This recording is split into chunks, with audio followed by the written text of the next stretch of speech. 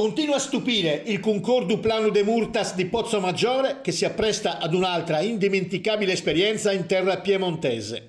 Stavolta volerà a Biella, dove domenica prossima, 20 novembre alle 10, canterà la messa cardinalizia in presenza di tantissime autorità, Samissa Cantata. Si svolgerà nell'area monumentale Nuraghe Kervu insieme alla banda della Brigata Sassari nell'ambito dell'iniziativa promossa dal Circolo Culturale Sardo su Nuraghe di Biella, dove ci sarà l'inaugurazione delle pietre di memoria del secondo lotto a Nuraghe Kervu.